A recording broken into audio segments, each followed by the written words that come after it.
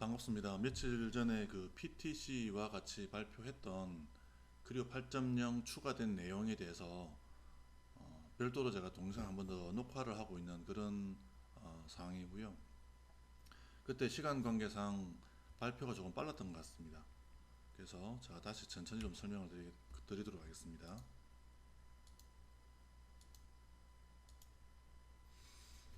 일단 그 사용성과 생산성에 대한 내용인데, 크리오가 버전업이 되면서 계속해서 사용이 쉬워지고 있죠.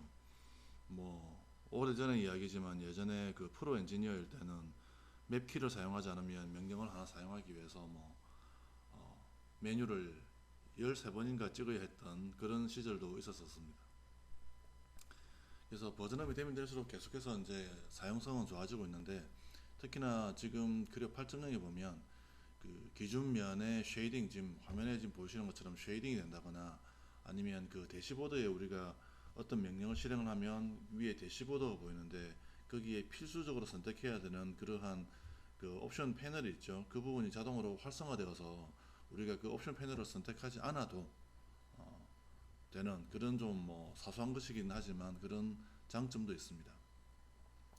그 다음에 그리고 7.0부터 추가된 멀티바디라든지 아니면 모델링 과정에서 컴포넌트들에 대한 어떤 투명도 같은 것들도 이제는 쉽게 좀 지정을 할 수가 있게 되었고요.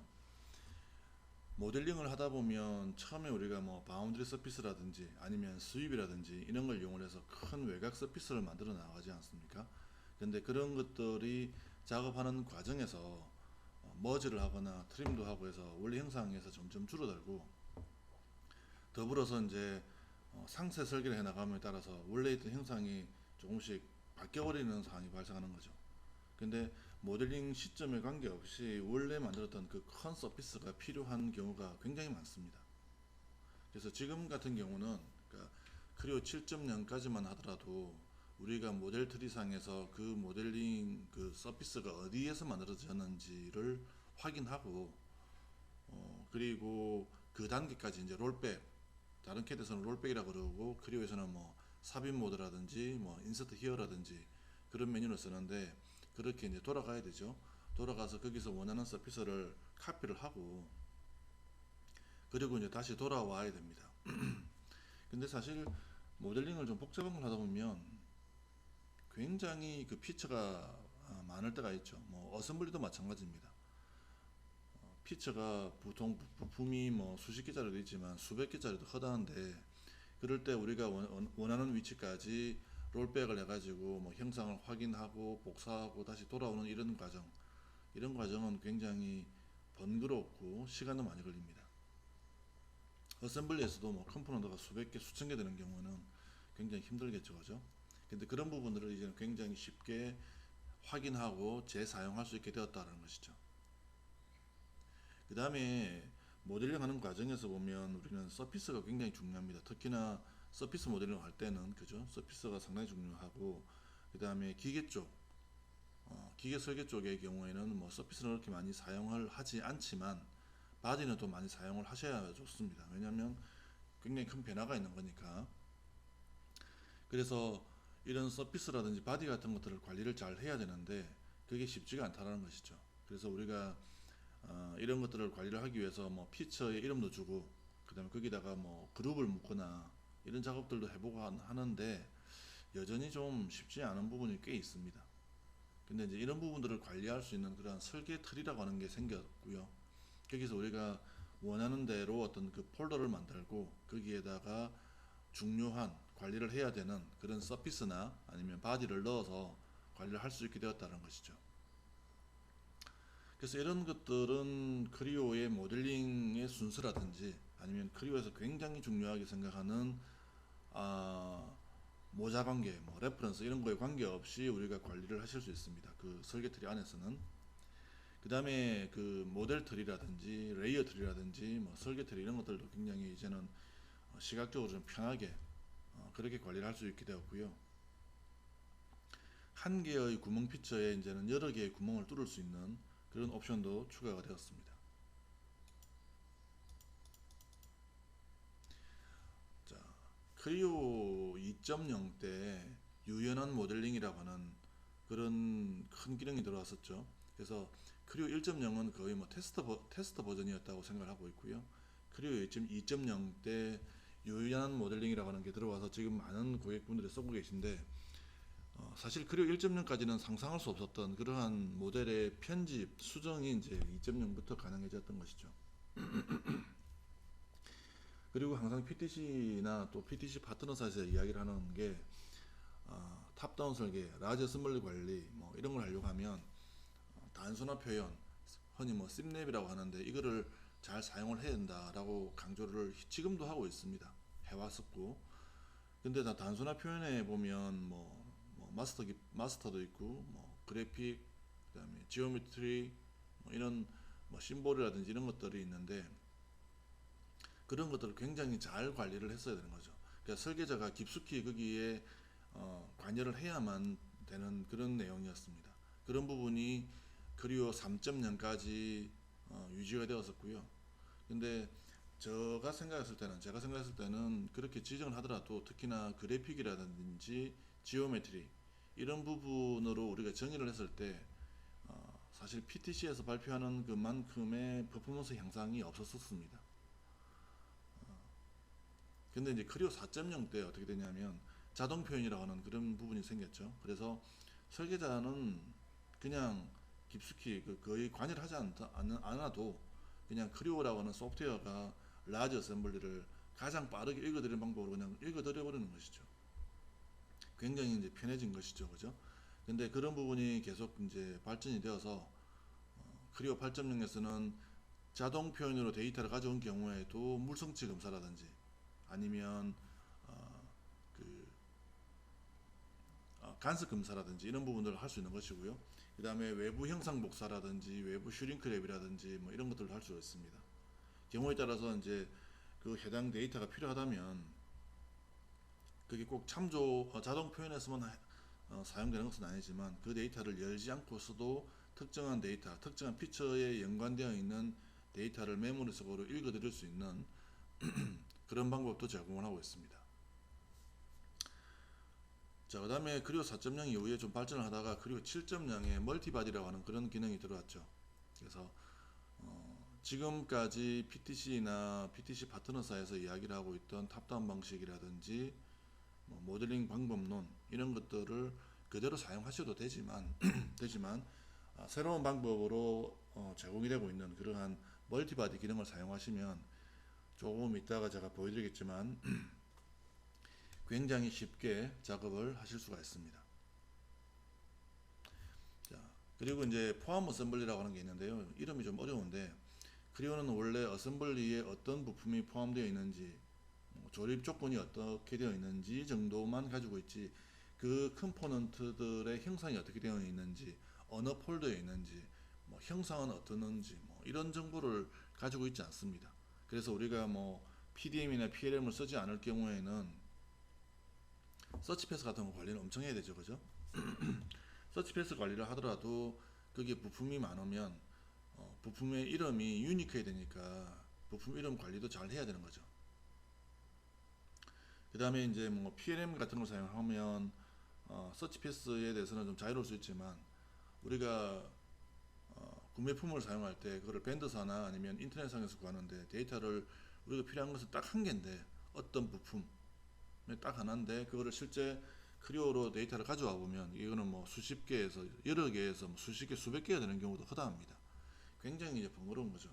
만약 PDM을 쓰다가 그거를 관리를 할 수도 있지만 실수로 체크인 한번 해버리면 많이 번잡한 상황이 발생하는 거죠. 그래서 크리오 8.0에서는 이런 부분에 대해서도 이제 솔루션을 제공을 하고 있고요. 전체 어셈블리 또는 부분 어셈블리를 그 어셈블리에 그냥 포함시켜 버리는 겁니다. 만약 전체 어셈블리 다 포함을 했다면 그 어셈블리에 포함되어 있는 컴포넌트들이 없어도 실제 그 디스크에 하드 디스크에 그 데이터가 없어도 별표점 그러니까 ASM 파일 하나만 있으면 받는 쪽에서 데이터를 다 받을 수가 있다는 것이죠. 물론 그거를 나중에 또 실제 데이터로 추출을 해낼 수도 있고 그 다음에 2D나 3D상의 파트리스트에서 그거를 전체가 보이게 하거나 일부분만 보이게 하거나 아니면 한 개만 보이게 하거나 그렇게도 설정을 할 수 있습니다. 자, 이 부분은 뭐 넘어가도록 하고요. 그 다음에 우리가 이제 MBD나 이제 도면 쪽을 보면 이 부분에 심볼을 많이 써야 되는데 지금 화면에 보시는 것처럼 심볼 쓰기가 상당히 좀 쉽지가 않았었습니다. 왜냐하면 도면을 잘 쓰려고 하면 심볼을 정의를 많이 해야 되는데 많이 하다 보니까 속도가 느리고 각각의 형상 각 심볼들의 형상이 어떻게 생겼는지 확인도 힘들고 예, 너무 많은 심볼들이 한 폴더에 있으니까 또 문제가 생기고 이런 것들이 있었죠. 근데 현재 보시는 것처럼 이거를 카테고리별로 다 이렇게 정리를 할 수 있고요. 그 다음에 큰 심볼을 또 하나 만들어서 그 안에 또 다른 심볼들을 집어넣을 수도 있고 가져올 때 여러 가지 가빈 텍스트 같은 부분들 지정을 해가면서 가져올 수도 있습니다. 그 다음에 이제 2D 쪽에 이제 작도 기능인데 어차피 그 3D 기반의 2D는 좀 약할 수밖에 없는데 크리오에서 모델링한 형상을 2D로 배치를 하는 것은 어려움이 전혀 없죠. 거의 없다고 봐도 됩니다. 근데 3D에 없는 형상을 2D에 생성하려고 하면 그건 상당히 어렵고 좀 괴롭죠. 근데 그런 부분들을 이제는 쉽게 정의를 할 수가 있게 되었다라는 것입니다. 그래서 지금부터는 GDNT 어드바이저는 원래 설명을 드리려고 했으나 그때 시간 관계상 설명을 안 드렸기 때문에 발표를 안 했기 때문에 이 부분 생략하고요. 크리오를 띄워서 한번 설명을 드려보겠습니다.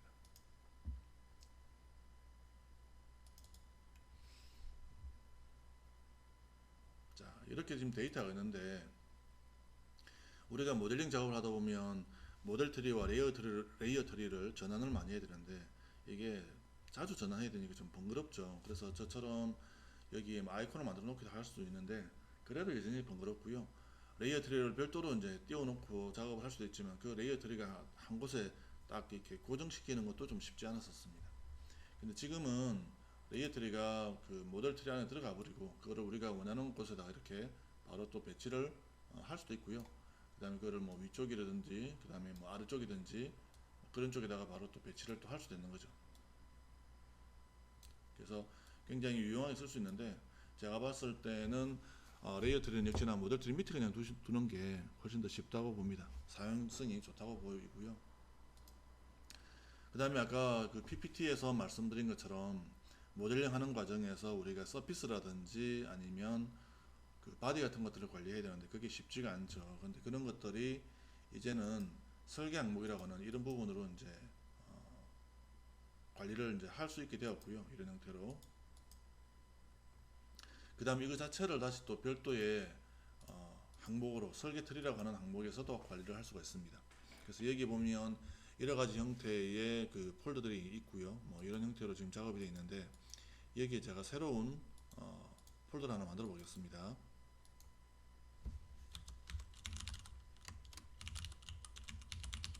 자, 그 다음에 이제 설계 트리를 볼 것 같으면 그 우리가 모델링을 할 때 새로 서피스를 만들거나 뭐 복사를 하거나 오프셋을 하거나 뭐 이렇게 해서 생성되는 모든 그 퀼트들은 여기 설계 항목에 있는 퀼트에 들어가게 되어 있습니다.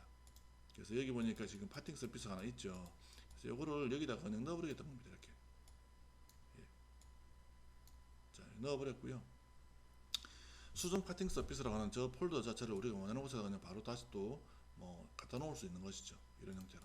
그래서 이런 부분들은 모델링 과정이라든지 순서라든지 뭐 아니면 그 참조에 관계없이 작업을 할 수가 있는 겁니다. 굉장히 쉽게 작업할 수 있는 것이고요. 현재 여기 보면 버튼이라고 하는 바디가 지금 활성화되어 있고 이걸 가지고 지금 작업을 할 겁니다. 지금 외곽에 대한 정의는 되어 있는데 지금 버튼을 설계할 건데 여기 버튼에 대해서 스케치를 좀 해놓은 상태입니다. 근데 이 스케치를 이면까지 올리고 싶은데 이 면 자체가 지금 원래 형상에 비해서 크기가 작아진 거죠. 원래 서피스는 저렇게 정의를 안 한 거죠. 우리가 이거를 뭐 복사 붙여넣기 해서 이걸 따오더라도 원래 서피스가 아닌 거죠. 이거는 거죠. 현재 있는 저 솔리드 면에 있는 서피스를 뭐 연장을 하는 거라 좀 다른 내용입니다. 그 다음에 여기 보면 모델링 하는 과정에서 상세 설계를 하다 보니 그러니까 새로운 형상이 추가되어서 원래 서피스의 형상이 좀 바뀐 거죠. 그래서 예전에는 이런 것들을 오른쪽 버튼 눌러서 여기서 삽입 인서트 히어를 눌러가지고 원하는 단계까지 간 다음에 그 다음에 거기서 이제 형상이 맞으면 형상을 확인하고 맞으면 복사하고 다시 또 돌아오고 이런 작업을 해야 되는데 현재 이 데이터는 뭐 피처가 겨우 수십 개죠. 근데 이제 뭐 아까도 말씀드린 것처럼 좀 복잡한 모델은 피처가 수백 개 되는 경우도 허다합니다. 그럴 때 어떻게 할 것이냐라는 것이죠. 자, 그래서 여기서 오른쪽 버튼 눌러서 한번 확인을 해보겠는데 어떻게 만들었을까 확인을 해보니까 이런 형태로 지금 처음에 바운드리 스페이스를 만들었구나 라는 것을 알 수 있고요. 두 번째 바운드리 스페이스, 뭐 세 번째, 뭐 네 번째 이런 것을 보니까 이렇게 해서 지금 처음에 그 바디를 정의를 했구나 라는 것을 알 수가 있는 겁니다. 자, 이렇게 확인을 했고 그래서 이제 지금 필요한 거는 요거니까 간단하게 그냥 복사를 합니다. 그러면 지금 작업은 제가 저 아래쪽에서 하고 있지만 이 시점에 이 만든 이 시점에 이러한 서피스가 바로 생성이 되는 것이죠. 자, 생성이 되었고요. 그 다음에 이거 그냥 간단하게 대칭 복사를 해서 두 개를 지금 대칭 복사했고 이 두 개를 하나로 머지 시키겠습니다. 자, 이런 형태로 작업이 되었고요. 그 다음 여기 왼쪽에 보시면 메인 버튼이라고 하는 그런 스케치가 있는데 이걸 가지고 밀어내기를 해가지고 여기 조금 전에 그 카피한 이 퀼트까지 올려놓았습니다. 자, 지정을 이렇게 했는데 여기 보면 아까 말씀을 드린 것처럼 기본적인 그 탭이 활성화되어서 우리가 이걸 누르지 않고서도 바로 선택을 할 수 있게 그렇게 옵션이 바뀌었고요. 여기에 뭐 약간의 뭐 값을 한번 줘보겠습니다. 그래서 이렇게 되어 있는데 여기에 뭐 약간의 값을 주어서 이런 형태로 작업을 했고요. 그 다음에 이거는 숨겨버리겠습니다. 그러다 보니까 지금 버튼이라고 하는 바디가 지금 솔리드로 작업을 하고 있는 것이죠. 그래서 이렇게 지금 뭔가가 추가되고 있는 거고요. 우리가 지금까지 보통 모델링을 할 때 마스터 기법이든 스켈레톤 기법이든 이런 걸 사용을 하면 보통은 포인트 커브나 아니면 서피스까지 보통 작업을 했는데 이걸 솔리드로 작업을 하다 보면 시인성에서도 문제가 생기고 일부분의 형상을 따오는 것도 좀 문제가 불편하고 예. 뭐 여러 가지 좀 불편한 점이 있었는데 이게 크리오 7.0에 멀티바디가 들어오면서 이제는 많이 바뀌었다는 겁니다. 그래서 여러분들도 이제는 기존의 방법대로 탑다운 설계, 그 다음에 뭐 모델링 뭐 이런 걸 하셔도 되지만 새로운 방법을 사용해 보시는 것을 제가 좀 추천을 드리고요. 상당히 좀 재미있게 작업을 하실 겁니다. 자, 그러면 여기에 그냥 바로 라운드를 한번 적당한 값을 주고요. 이렇게 작업이 되고 있는데 이 버튼이라고 하는 그 바디를 가지고 바로 부품을 만들어 보겠습니다.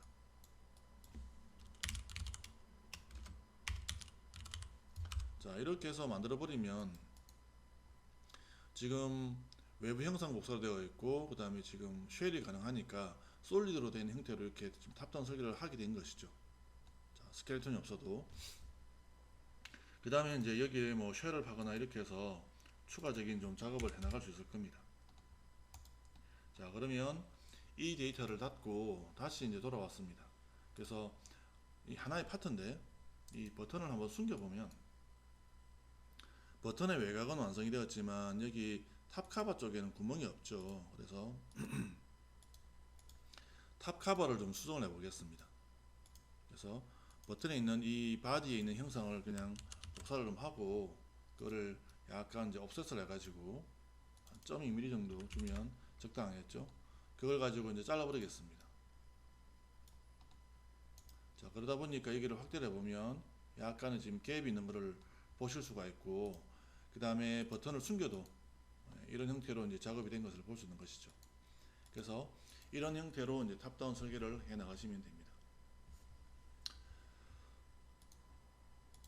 자, 두 번째는 여기 보면 최단 경로라고 하는 부분인데 우리가 보통 데이텀 커브를 만드는 방법은 크리오에서 한 13가지, 4가지 정도 될 것 같아요. 근데 이제 기준점끼리 또는 지점끼리 두 개를 연결하는 것은 보통 투영이라든지 아니면 그 랩이라든지 이런 기능을 사용하는데 지금은 그 지점 간의 최단 경로를 추출하는 그런 방법이 추가가 되었습니다. 그래서 최단 경로이기 때문에 지금 두 포인트를 보더라도 직선이 아니라 약간 좀 틀어져 있다는 것을 볼 수 있는 거고요. 다양한 분야에서 이거는 이제 활용을 할 수 있을 것 같아요. 그래서 여기에다가 제가 이대로 사용을 해도 되지만 UDF를 하나 만들었습니다. 그래서 UDF를 하나 가져왔고, 이런 커버를 이제 기존에 있는 바디에다 추가할 수도 있지만 UDF를 가지고 오면서 새 바디로 만들어 버릴 수 있는 것이죠. 자, 이렇게 했습니다. 그 다음에 3차원에 있는 레이어를 가지고 이렇게 했고요. 여기는 지금 이 커버 자체가 여기 있는 다홍색으로 되는 이 부분을 이제 그 회피하는 그런 작업을 할 겁니다. 당겨보면 이런 형태로 되는 것이죠. 자, 이렇게 두고요. 그 다음에 이제 여기서 똑같이 작업을 하겠는데, 이번에는 아까 만들었던 이 바디에 추가되도록 그렇게 했습니다. 그래서 불필요한 형상들, 원래 있던 참조 데이터들은 좀 숨겨버리면 이런 형태로 이제 데이터가 만들어진 것이죠. 네. 이런 형태로 최단 경로의 그 경도를 추출할 수 있고, 그거를 가지고 또 다른 방법으로 응용해서 모델링을 또 해 나가실 수 있습니다. 그 다음에 이번에는 쉘입니다. 쉘인데, 모델링에서 뭐 쉘은 강조하지 않아도 굉장히 중요하죠. 그래서 쉘이 안 된다는 이야기는 뭐 이거는 어마어마하게 큰 문제가 되는 거죠. 그래서 지금 여기에다가 이제 쉘을 한번 넣고 싶은데, 10mm를 한번 넣어 보겠습니다. 형상이 좀 큽니다. 그래서 확인을 해보니까 쉘이 안 들어가고 있고, 보니까 뭐 굉장히 정점마다 버텍스마다 문제가 생기는 것 같고, 이게 오버랩 된다고 이렇게 뜹니다. 그래서 쉘이 안 된다는 이야기는 그 두께만큼 서피스가 오퍼셋이 안 되는 것이기 때문에 외곽으로 만든 저 서피스를 그대로 쓸 수가 없는 거죠. 쓸 수가 없으니 쉘 작업 같은 거 또는 오프셋에서 좀 계략적으로 형상을 좀 뭉개버리거나, 아니면 정 안되면 외부 형상을 만들 때 투입했던 그 공수 그대로 투입을 해서 내부 서피스를, 내부 형상을 다시 또 정리를 해야 되는데 굉장히 괴로운 상황이 발생하는 거죠. 그래서 뭐 서피스를 잘했니, 잘 만들었니, 못 만들었니 해서 시작을 해서 실력이 있니 없니 뭐 이런 이야기까지 사실 나올 수 있습니다. 지금 여기 보시면 이제 바디가 하나 있는데, 지금 어떻게 할 거냐면 문제 생기는 바디를 빼버릴 겁니다. 그래서 화면에 보시는 거는 굉장히 간단한 형상이지만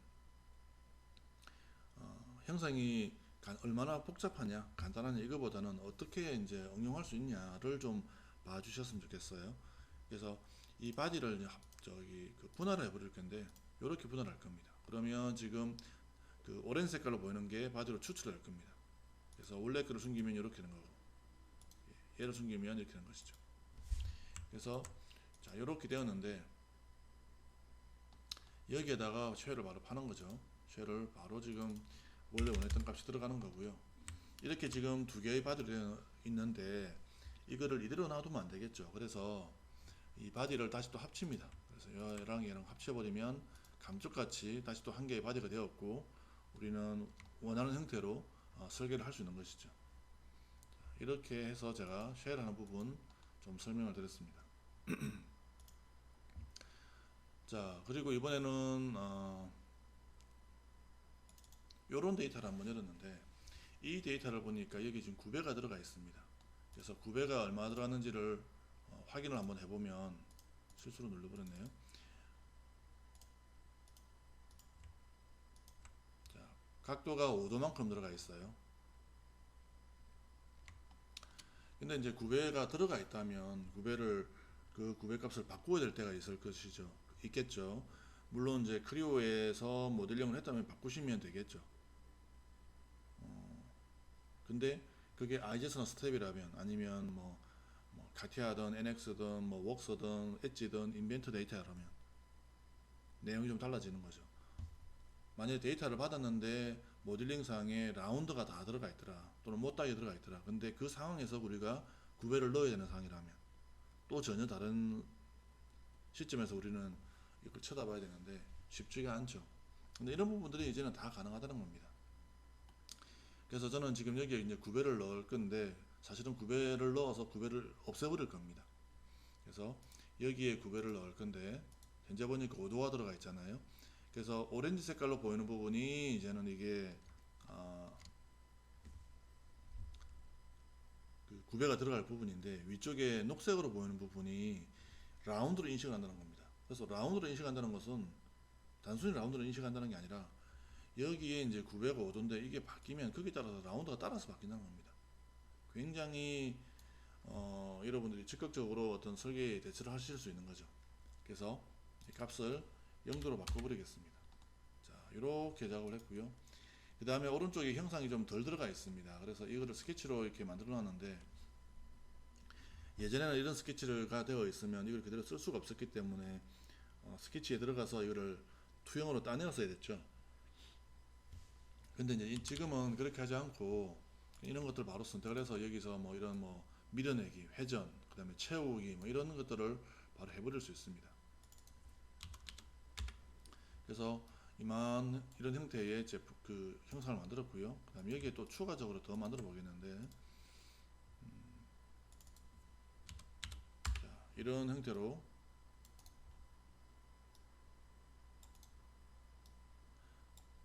형상을 만들었어요. 자, 그러면 이거를 이제 대칭 목사를 하고 왼쪽에도 이제 갖다 붙이는 거고, 자, 이렇게 작업을 했는데 작업을 하다 보면 뭐 여기에 대해서 대칭 목사된 피처 형상에 대해서 우리가 또 참조를 받는 그러한 피처들이 많이 생기겠죠. 근데 당연히 이제 원본 쪽에서는 설계 변경이 발생을 할 거예요. 이게 여기에 뭐 설계 변경이 이렇게 발생할 거고, 뭐 이렇게 뭐 된다고 한번 가정하겠습니다. 라운드를 좀 더 줘보면 뭐 여기도 있을 거고 여기도 있을 거고. 자, 그럼 왼쪽에 이걸 어떻게 할 거냐는 거죠. 왼쪽에서 뭐 일정한 피처가 복사되는 추가할 거냐, 아니면 피처를 빼버릴 거냐, 이런 것들이 예전 버전에서는 좀 힘들었었는데 최신 근래의 제품들, 근래의 버전들에서는 이런 부분들을 굉장히 능동적으로 대처를 할 수가 있습니다. 그래서 그냥 단순히 이 대칭 목사를 정의를 하면서 추가시키고 싶은 피처나 아니면 빼고 싶은 피처를 선택만 해주면 이런 형태로 업데이트 되는 것을 볼 수가 있습니다. 자, 그러면 여기서 이 제품하고 조립이 될 그러한 부품을 한번 열어보겠는데요. 뭐 이런 형태로 되어 있습니다. 자, 그러면 이게 부품이지만 여기에 형합성을, 부품에서 형합성을 확인하기 위해서 외부에 있는 데이터를 한번 가져와 보겠습니다. 그래서 여기에 이제 접시머리 나사를 넣을 건데 M6에 25 정도 되는 그러한 데이터를 한번 가져와 볼 것이고요. 뭐 여기를 간단하게 해서 자, 이렇게 지금 저기 조립을 했고, 바지도 이제 하나가 더 추가되었겠죠. 이렇게. 자, 그 다음에 이런 것조차도 이제 간단하게 이제 패턴해 버릴 수 있고, 그 다음에 여기 대해서 색상 같은 거 넣어가지고 조금 시인성이 좋게 그렇게 작업을 했습니다. 탑다운 설계를 할 때 우리가 형상 목사로 바로 쓰기도 하지만 형상 목사 이전에 발표 형상, 그러니까 퍼블리시 지오메트리를 많이 쓰죠. 그래서 우리가 어떠한 형상, 어떠한 범위를 나중에 쓸 거냐, 또는 다른 설계자에게 떼어내 줄 거냐를 정의를 보통 하는데, 그게 이제 모델링 과정 중간중간에 들어오기 때문에 나중에 찾기가 좀 어렵고 좀 번잡하죠, 관리가. 근데 지금 어떻게 하냐면 이거를 이름을 좀 주겠습니다. 이렇게 하면 자동으로 이제 다른 뭐 조립 조건이라든지 조언이라든지 뭐 이런 것들처럼 이 발표 형상조차도 지금은 또 버전업이 되어서 게시 형상이라고 뜨는데 퍼블리시 지오메트리, 이게 다 바닥글로 가버립니다. 그래서 여기 다 모이기 때문에 굉장히 쉽게 이제 여러분들도 관리를 하실 수가 있게 되었다라는 것이죠. 자, 그 다음에 조금 전에 이제 그렇게 정의를 했던 바텀에 있는 그러한 카바의 형상을 한번 가져와 보겠습니다. 그래서 그 데이터를 가져오겠는데,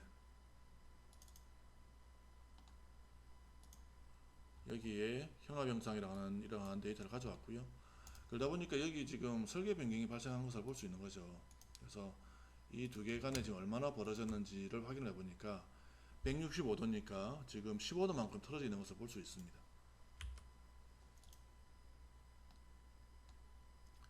모델을 이렇게 쪼개야 되는 거죠. 이렇게 말이 쉽지 굉장히 뭐 어렵죠. 사실 굉장히 어렵죠.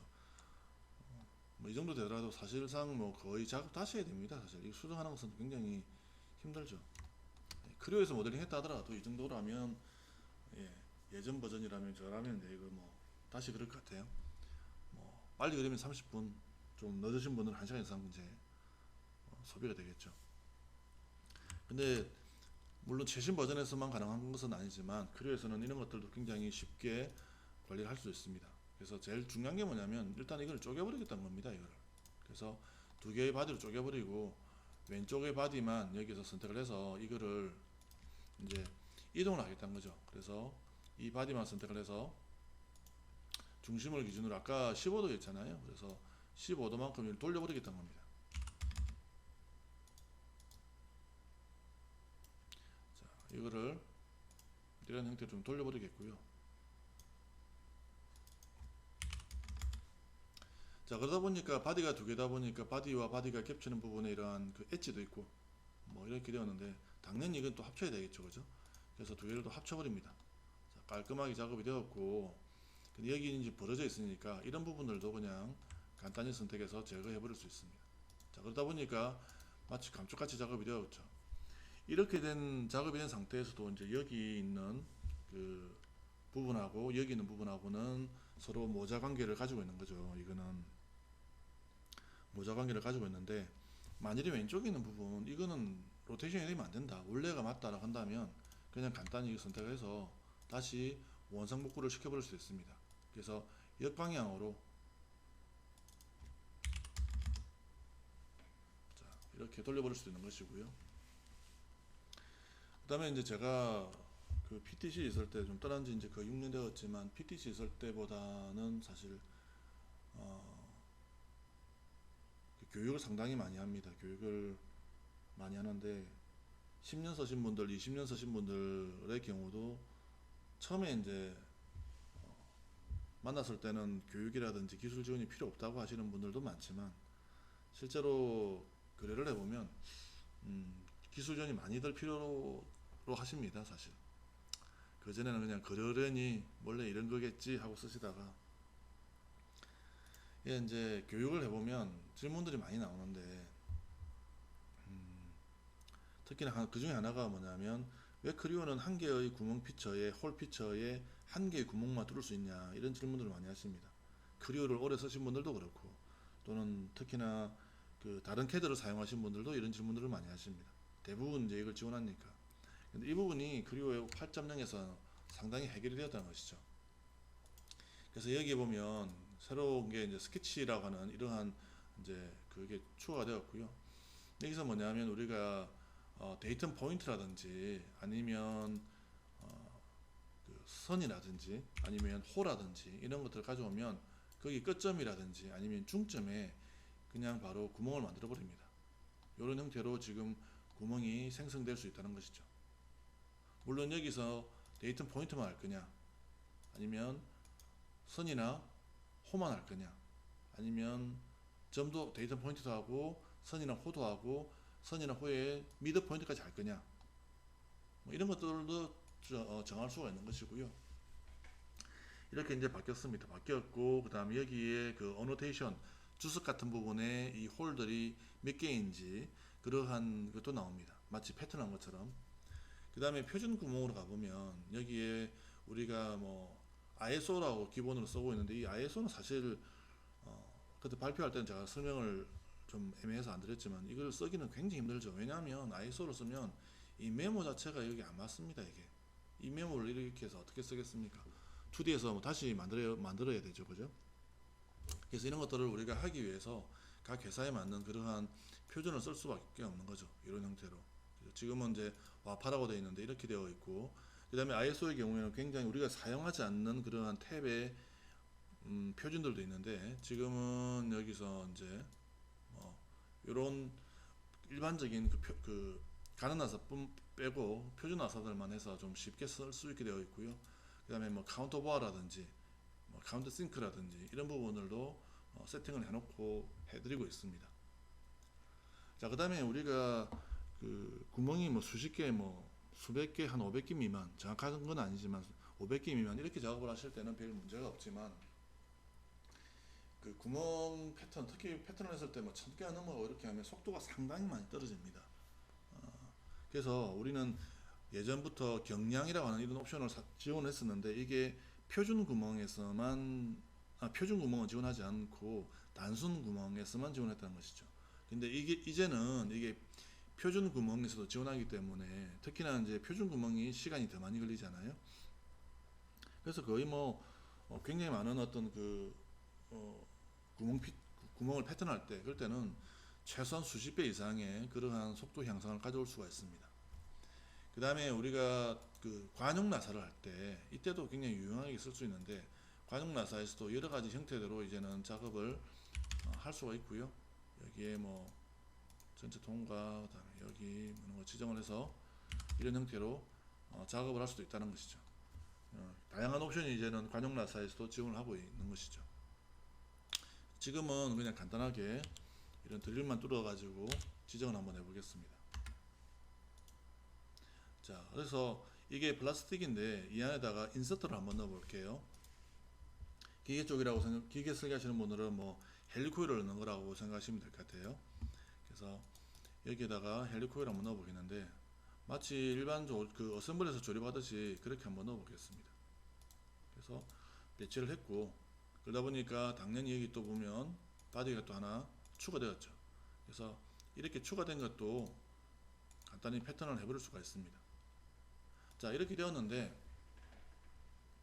이게 지금 좀 제대로 형합이 되는 건지를 확인을 하기 위해서 단면 한번 잘라보니까 지금 뭐 간섭이 일어나고 있죠. 이러면 안 되는 거니까 간단히 일단은 구멍을 좀 바꿔 보겠습니다. 그래서 구멍을 미리 만들어 놓은 우리가 스케치로 만들어 놓은 그러한 형태로 바꾸겠습니다. 자, 그래서 좀 큰 형태로 바꾸었고요. 근데 전혀 다른 형태의 어떤 그 피처로 바꿔버렸기 때문에 형상으로 바꿔버렸기 때문에 그 피처를 참조하는 아래쪽에 있는 그 피처들이 당연히 이제 오류가 발생을 했습니다. 별다른 작업을 안 했기 때문에. 그래서 이런 경우에도 굉장히 쉽게 이제는 업데이트를 할 수 있는 것이죠.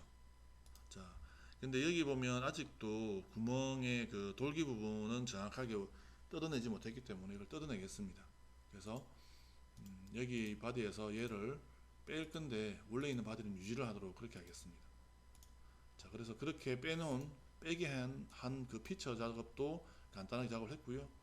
그 다음에 그 지금 작업되어 있는 인서트한 데이터들에 대해서 뭐 색상을 조금 부여를 해보면 이런 형태로 아주 깔끔하게 작업이 된 것을 볼 수 있고, 그 다음에 특정 바디에 대해서 투명도를 좀 주고 이게 뭐 약간 더 조정할 수도 있겠죠.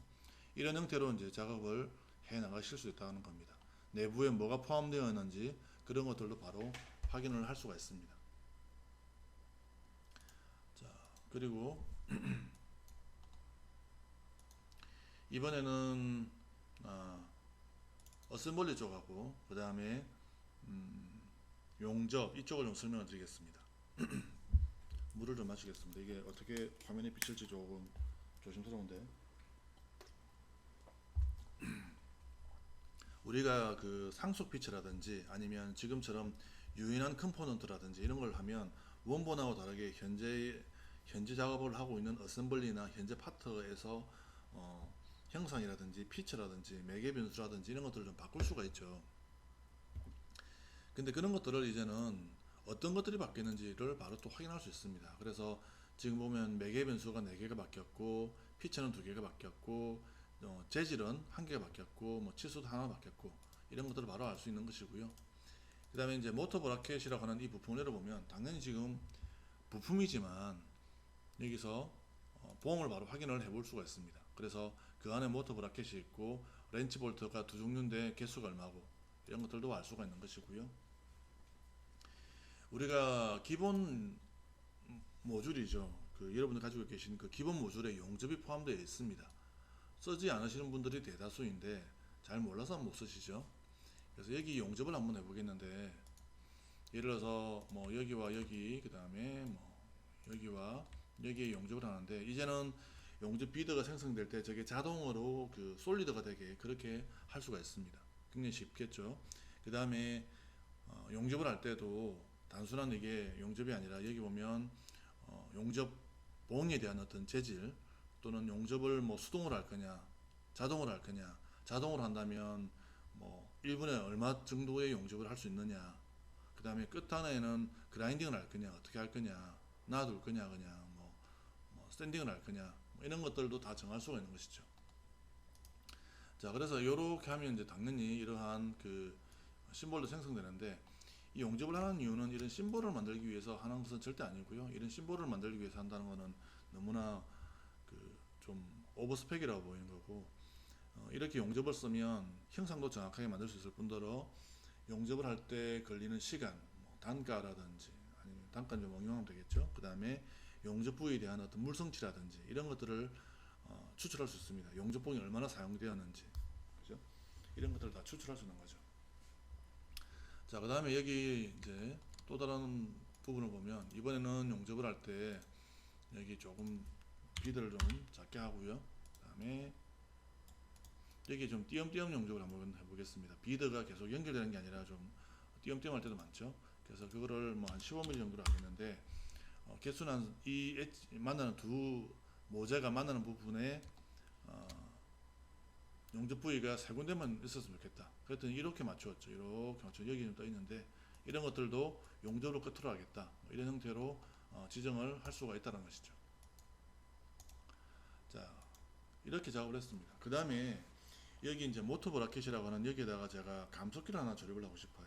그래서 저는 이제 감속기라고 하는 부품 하나만 있으면 되는데, 그거를 밴드에서 봤던 인터넷에서 봤던 이 데이터가 상당히 많다는 겁니다. 이게 관리가 굉장히 힘들다는 거죠. 자, 그래서 일단은 그 데이터를 한번 가져와 볼게요.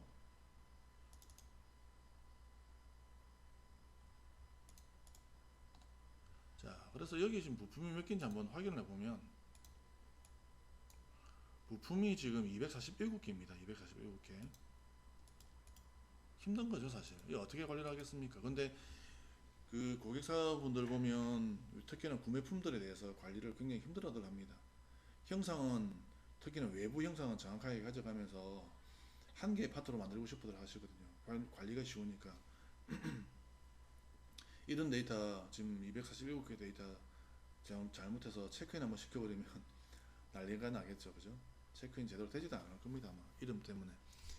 그래서 이제 그걸 하려고 하면 우리가 뭐 슈링크랩을 쓴다는 분들도 있는데, 슈링크랩 잘 안 될 때가 많습니다. 사실 그 솔리드로 내보낼 때는.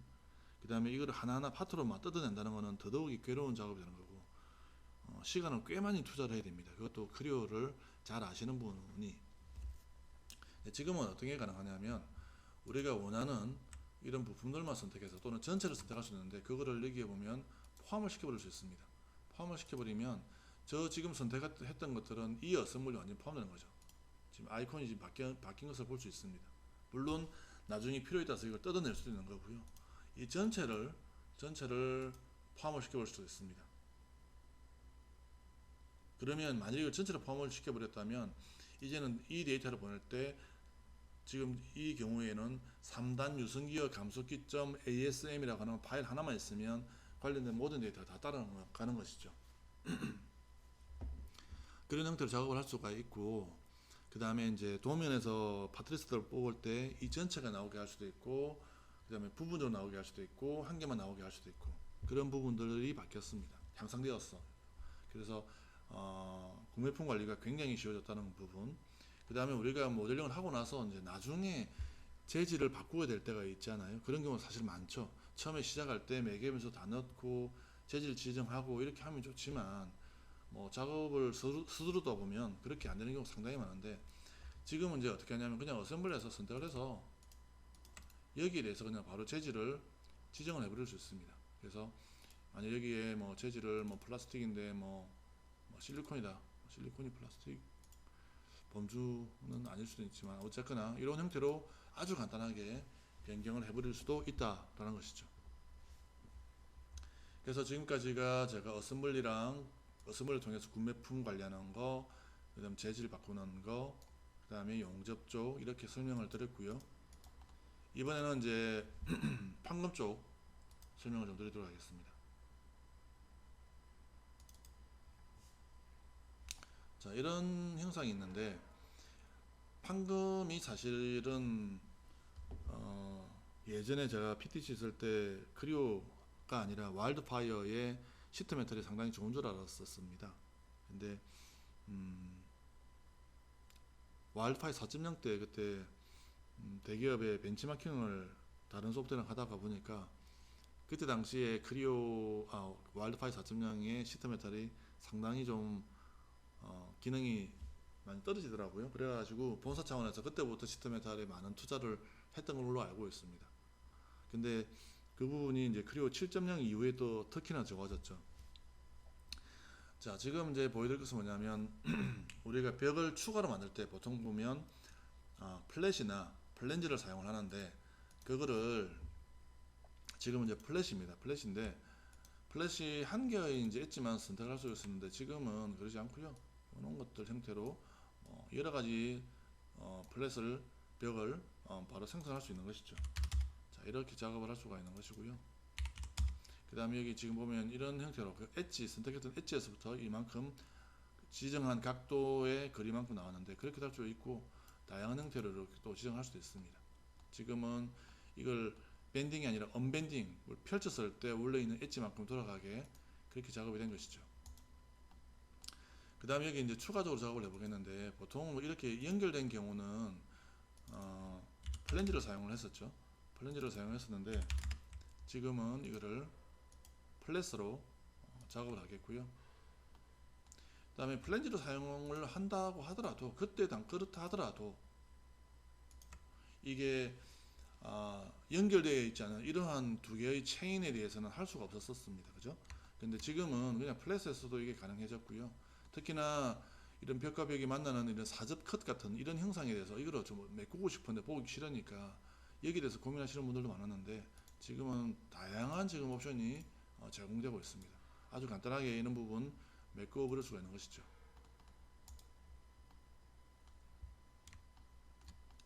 자, 그 다음에 크리오를 사실 안 쓰거나 못 쓰거나 하시는 분들이 꽤 있습니다. 고객분들이 지금 이 동영상을 보시는 분들도 꽤 수긍을 하실 건데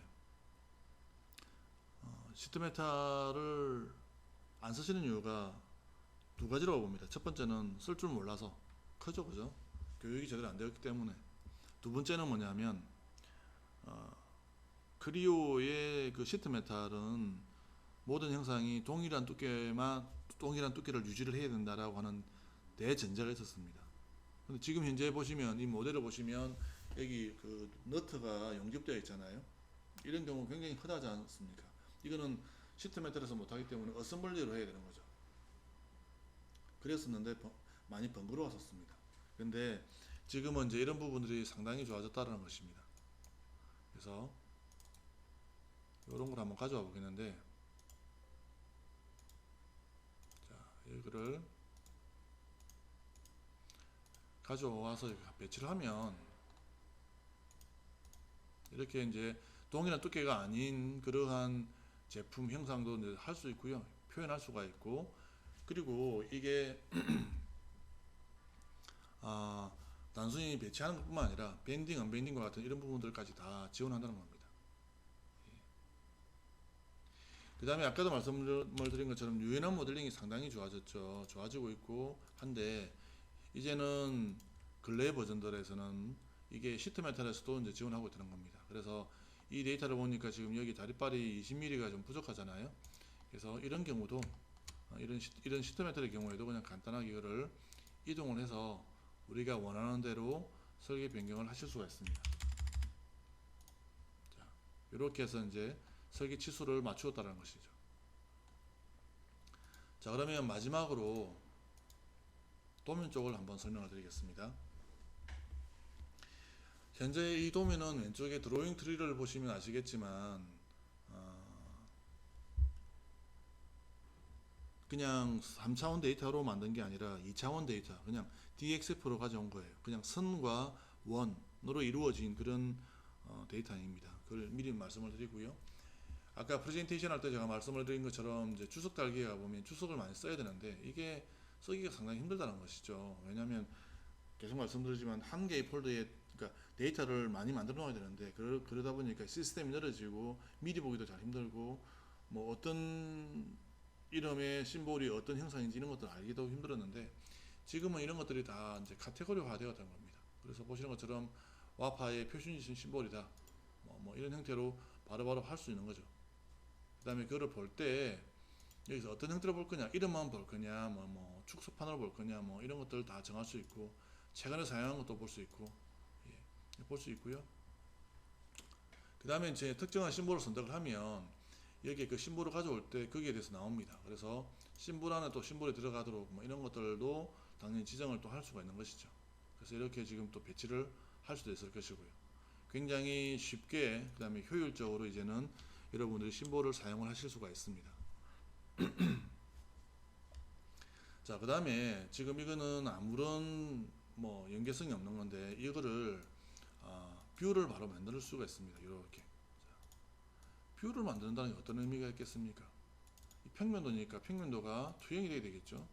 자, 정면도에 투영이 되었고 여기 우측면도에 있는 거는 정면도에 투영이 되게 되겠죠.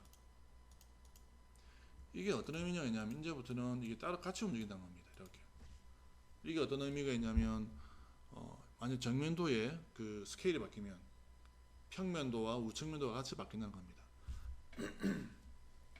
근데 이게 큰 의미가 없을 수도 있는데 우리가 다른 캐드를 사용하시다가 크리오로 이제 전환을 해야 하잖아요.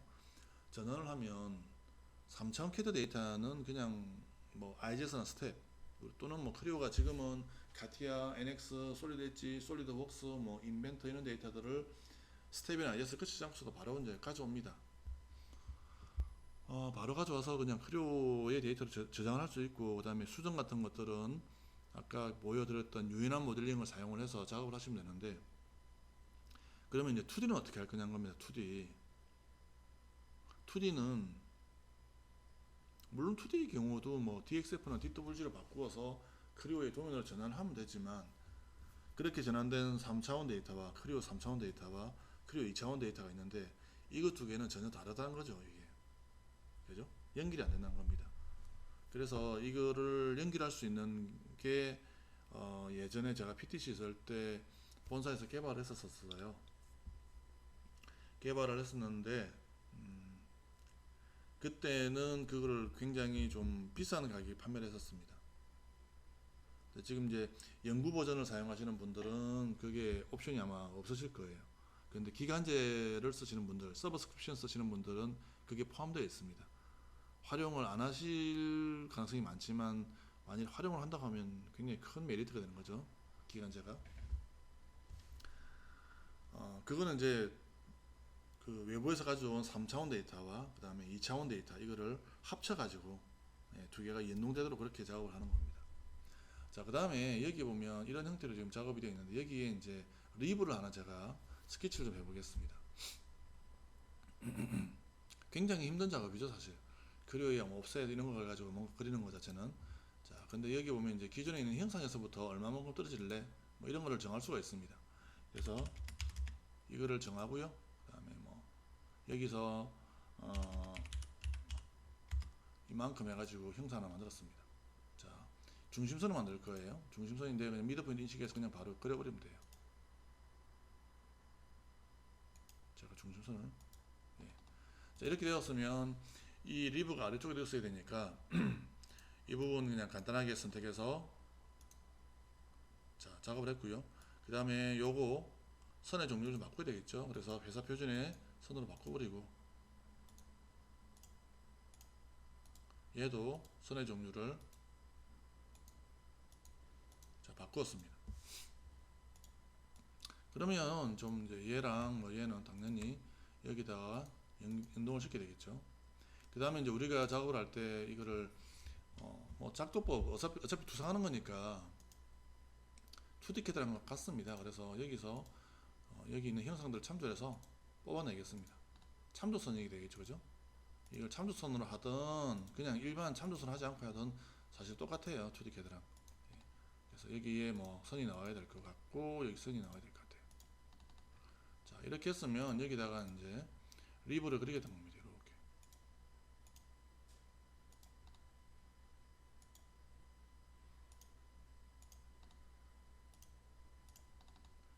자, 그 다음에 여기다가 이것도 선의 종류를 좀 바꿔버리겠고요.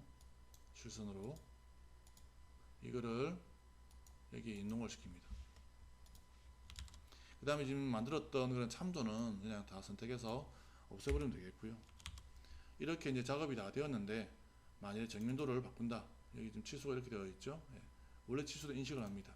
그래서 이거를 1.5로 바꾸겠다 라고 한다면 관련된 데이터가 다 따라서 바뀌는 그런 연계성을 가지고 있는 거죠.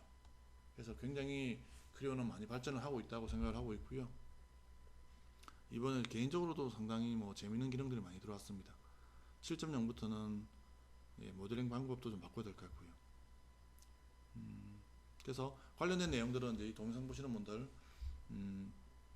와파랑 거래를 하시는 분들은 저한테 바로 문의하시면 되고, 기능적인 부분들 다른 업체와 거래를 하시는 분들은 거래하시는 곳에다가 문의를 하시면 될 것 같습니다. 감사합니다.